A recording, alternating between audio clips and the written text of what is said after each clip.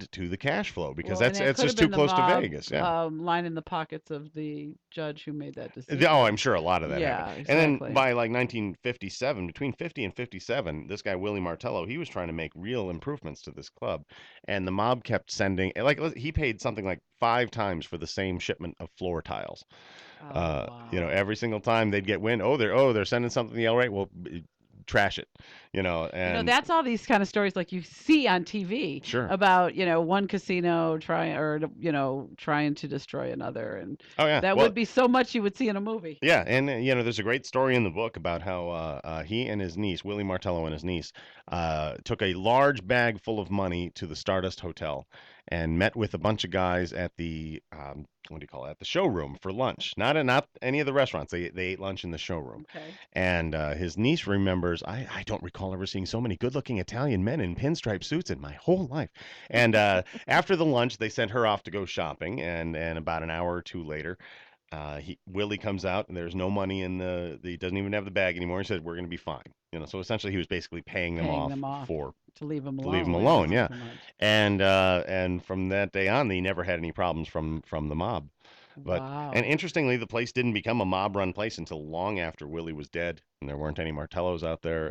And the place, Then they took it over. Yeah. yeah, he had a few things. There was a fire in 1962, a legitimate fire. It wasn't Set up. yeah, it wasn't an insurance fire, and for a while there were several owners of the place because they all had different claims on the insurance money and things like that. Okay. And he just ended up getting out of the bit. It just was killing him. And when he passed away, somewhere around late mid to late 60s, it left his hands and the other people that owned it, and it ended up becoming part of the Argent Group. Where if you ever saw the movie Casino, it's about that same group of folks. You know a lot about this, so I'm going to ask, like, at what point, at what year around or years did the mob get out of Vegas, and what forced them out? Oh, I have no. You don't know anything I about couldn't tell that? you. Well, Okay. because I don't think they ever left. Yeah, that's You how I can't feel have. about it too. I think that there's something, Well, Well, except but that we we've don't got a call lot them of mobs Russian anymore. mob. But yeah, here in they call Vegas, them you've got, corporations. Yeah, they call them Yeah. yeah, but corporations here now. you've got, there's a big Russian mob here in Vegas and Yeah. Asian Yeah, mobs there's and organized crime in every ethnicity on the planet. And the one common thing is if there is a town that has a metric shit ton of money coming in and out of it, there's going to be organized crime somewhere. right, Hmm. You can't just, it's just silly for people to think, oh, well, no, the feds so came in, oh, the mob's gone now. so No, they're just the mob's quieter still and here. I'm better saying at they're it. just Yeah. not Yeah. making it known that they're there. Yeah. They're I mean, so fortunately, I don't have any mobsters knocking on my door or right. anything like that. But I don't. It's naive to think that there is no organized I crime agree. here, New York City, Chicago, I St. Louis, Kansas City. L.A. You Yeah, all of name it, them. name Yeah. it, name it. I Yeah. dated a guy whose grandfather was Glorioso, and I was like, "Are you sure we're not gonna have some Sicilian mobsters grow up on Yeah. our fucking door?" And he's Yeah. like, "No, we're not mob at all." And then I meet his grandfather, and I'm like, "You're fucking bullshitting me because this guy, he His knows mob. somebody who knows somebody." I'm just saying. Sure. Yeah. So who did you have? Who did you? Obviously, Martella's gone now, right? Yeah, he Yeah. passed away in 2 years before I was Who born. did you interview in your research for the book? I interviewed quite a lot of Willie's surviving family members. Okay. I interviewed many people who worked with him, who visited the club. You name it. There's probably 35 or 40 different people I Did you ever get your interviewed. hands on a couple of old prostitutes who worked there? No, I haven't had my hands on any old prostitutes, No, but no, Now, tell but me I'm when you say willing to your put my hands, hands. did you talk to them? Not No, necessarily your I hands, but tried. did you talk? Here's the thing. I Really? tried very hard, and there are a lot of folks who just didn't want to talk to me. It's when you're talking about any aspect of Las Vegas in that era, there's this grand. I don't know anything about that kind of Really? attitude. And Wow. it was like pulling teeth to get some people to give me the stories I got for this book. And it's not a seedy book. It really isn't. I No, mean, it's just a in the cover, story about it, yeah, right? I mean, this is what happened. And then on the cover, I put some mobsters and I put some in parentheses because there really aren't a whole lot of mobsters involved in this story. But Right, So, right.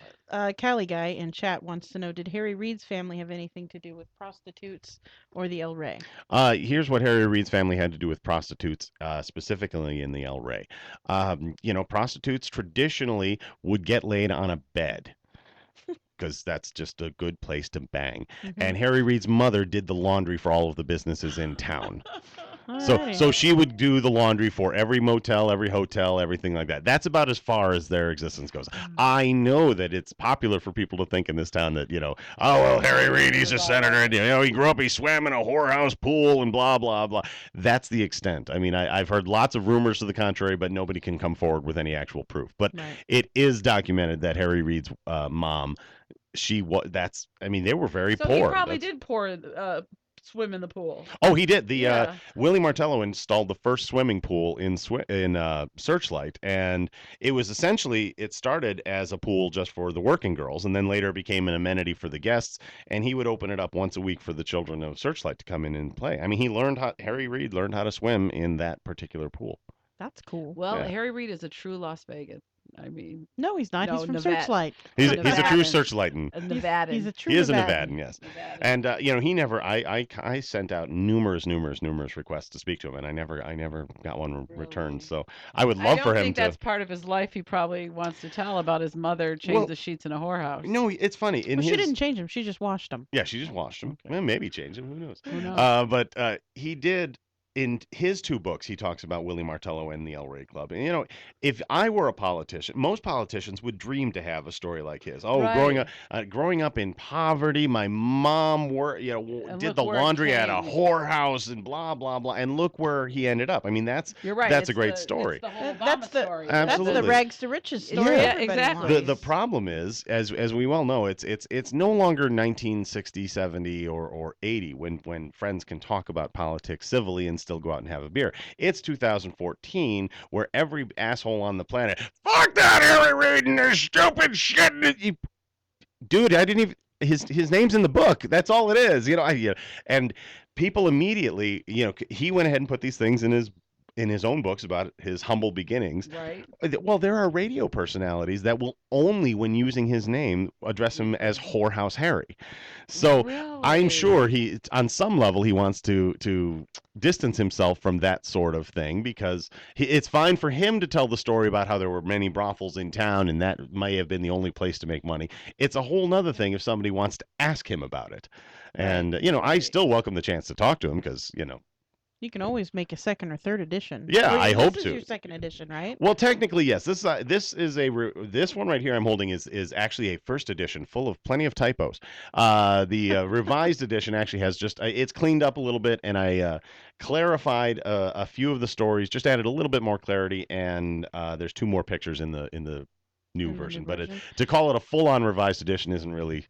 I can't really call it that. It came out in the same year the first edition was released, for God's sake. So. And it's the same story. It's just- Same story, just well, as an example, and it's funny, there are things, some of these I've been working on this off and on. I researched this for 8 years, okay?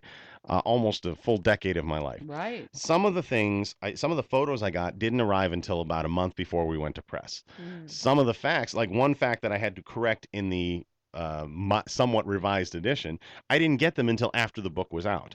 And a great example is I talk about how Willie Martello was coming to Searchlight, and it was after World War II, and he was just kind of a lost soul because of what happened at Pearl Harbor. He was he was a Navy man, and he was very upset and just kind of didn't know what he was going to do with his life. Well, that's fine. It reads well. It's definitely a good story.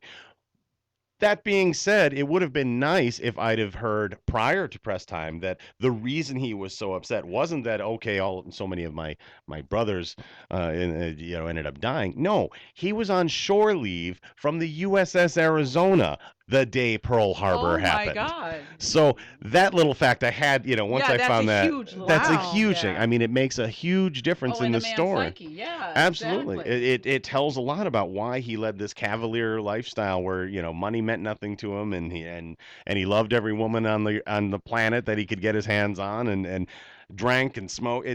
I love these Because kind at of any minute, stories. Yeah. a crazy Japanese motherfucker's Could gonna blow you blow up. himself Absolutely. up Yeah, on you. and it makes I mean, I would have changed a lot, at least some of the central themes that I would have changed a lot because that one event of me finding that photograph in the museum wall, it changed my life forever. Right. And it just so happens that that one little incident changed his life forever.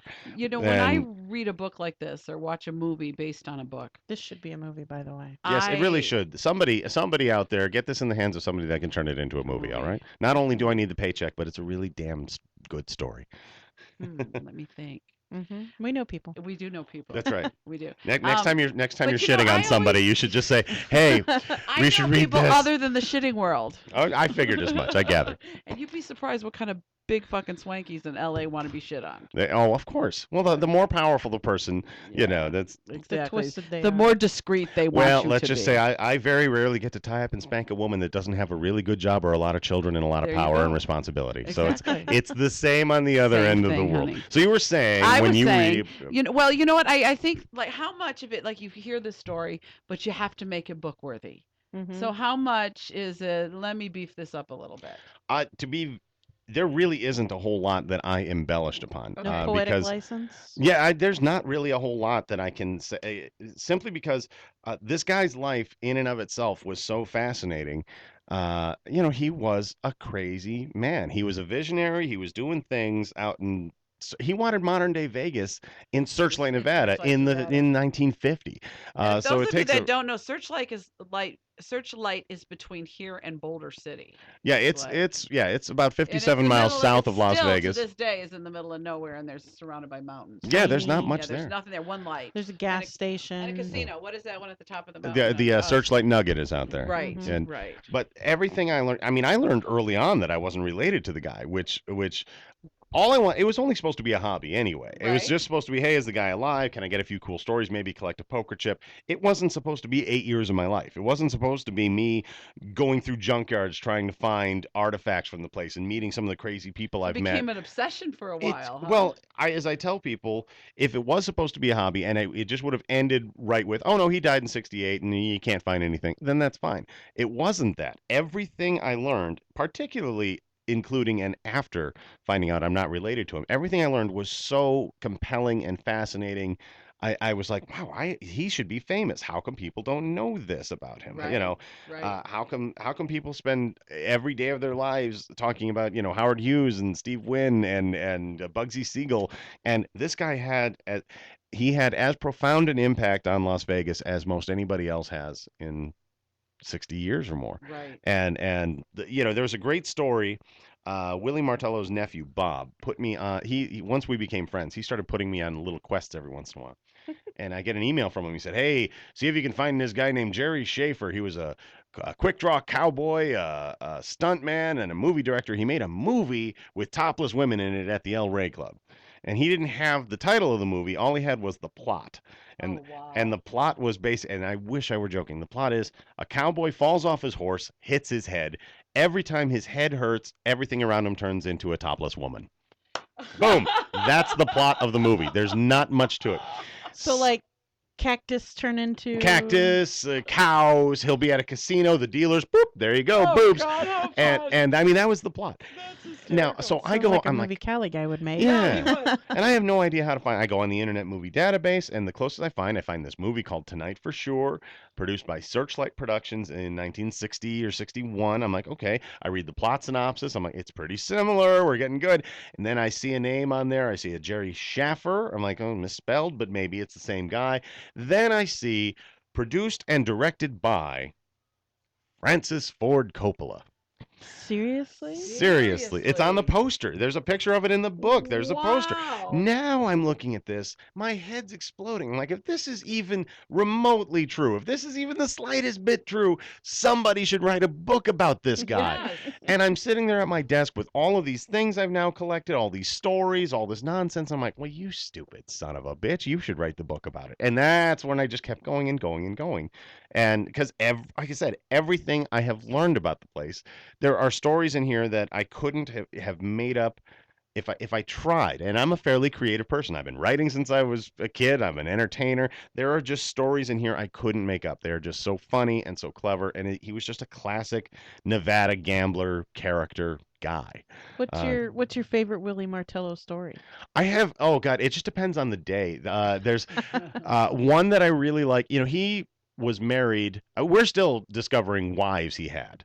Oh. Wow. Okay, but a lot of them we don't know if he was actually married to him or if he just said, you know what, you're my wife, and he would introduce people as his wife. But there was this one woman in particular that was the love of his life, and even though he cheated on her as many times as he told her I loved her, he did love her, and they stayed. I mean, it's the woman that he ended up dying with.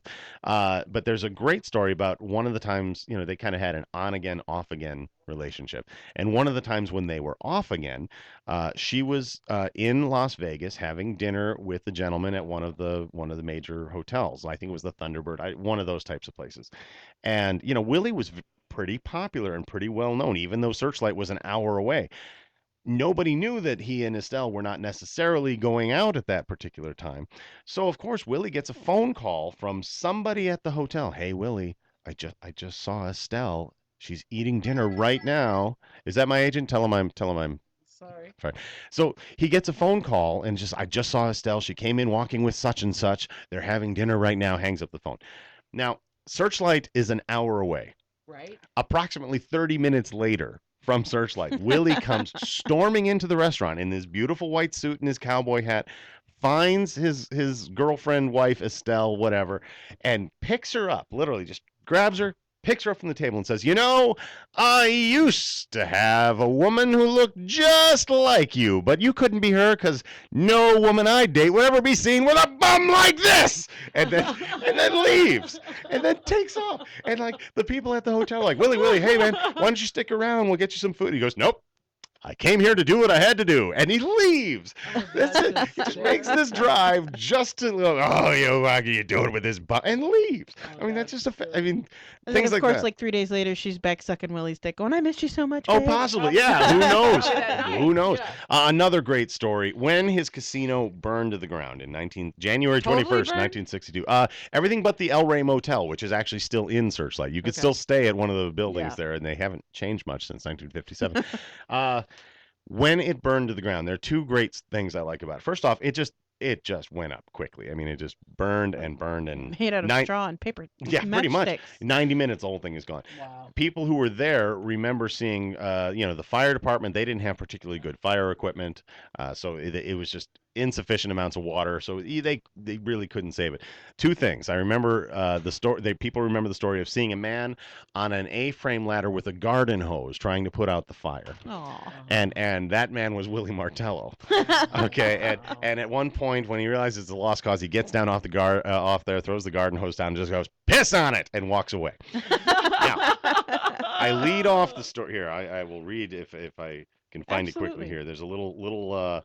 I start off some of the chapters in this book with I just call them little vignettes, like like a stage vignette, just like a Right. little something to set the tone of the thing. All right, so here we go. I've never actually read from my book, so this is a preview of what I will sound like if I do a book on tape. There you go. On January 22nd, 1962, a prostitute new to the town of Searchlight emerged from one of the rooms of the El Rey Motel. She had heard good things about the cash available to a girl who was willing to spend a little quality time with strangers in Searchlight and came to town where she'd hoped to find some action. She was absolutely glowing with the excitement and satisfaction of knowing she made the right decision. After all, the night before, she met a man of obvious charm, but what was more obvious to her was that this guy had money. Her new client had spent most of the entire evening with her and was more than happy to pay her well for her services and showered her with many black $100 poker chips from the El Rey Resort and Casino. She must have earned thousands of dollars that one night from this one man alone. Soon after she exited from the man's motel room, she went up to the cashier and wanted to know where she could cash in her fortune. Lady, you ain't cashing those in for shit. The El Rey burned to the ground last night. Oh, no. I find out from now there's some creative license. That's it. I basically told that story in a nice way. What I tell you in how it happened in the book. After the fire, Willie's niece Sharon was like, Willie, what the hell are you going to do now? I mean, this was your whole life. And he said, I don't know. I'm going to go to California and raise elephant garlic. I don't know. And she's like, you're not going to do that. What are you going to do? I said, I don't know what I'm going to do right now, but I'll tell you what I already did. Last night after the fire, I met a woman, a hooker. I took her back to the hotel and I paid her in poker chips. Oh, he knew exactly what he was Oh, doing. absolutely. For And the slime bucket. oh yeah, and I mean, I couldn't make that up. I No, couldn't make no, that up. And no. his face was on all the poker chips, for That's God's sake. funny. You know, Yeah. so That's hilarious. this is how he celebrates the loss of his dream. This is what He went out and got a hooker. yeah, one second he's like, ah, damn it, with a garden hose. Next second he's hosing down some hooker. And fake paying her. Yeah. And fake paying her. So I mean, these are the kinds of stories that are in this book that I'm so honored to have been able to tell this story because it's They're good just such a I love these kind of ridiculous. stories. I can't wait to read it. Oh yeah, Can't wait. if I'm allowed to toot my own horn, I think it's a very well written. The stories I wrote the book specifically to be. I didn't want it to be a history book. I didn't want it to be a boring biography book because nothing bores me more than in 1947 such and Right. such. I didn't want to do it that way. So there are some sections of the book that are very specifically linear Mhm. and some are not. I wanted it to read the same way if you're sitting around with a bunch of old cranks in Las Vegas and they're all giving you stories about, Tony Bennett and the The good old McGuire days, sisters yeah. and the good old days. I wanted it to read as though we were sitting around. Somebody just got done telling me a story. I said, "Oh, here, let me tell you a story I heard about Right. this little place." Well, then And- it's got to be a fairly easy read if it's like Mhm. a story. Which Oh, which yeah. is Oh nice yeah, to no, get through. oh yeah, not a every slog. third word is the word poop, so it's really easy Oh, to I like yeah that. yeah the Okay, whole. I'm there. Well, in fact, here we'll hold it up for the camera. The book is actually 300 pages of the word blood and poop, written in blood and poop. No, No. it's We need to take a little break right now. But can we stick around and talk about course. your other career? You're not only Sure. a writer. We're going to talk about plates and absolutely juggling and all that all good that stuff. fun We're going to stuff. be right back with Andy Martello. Don't go away.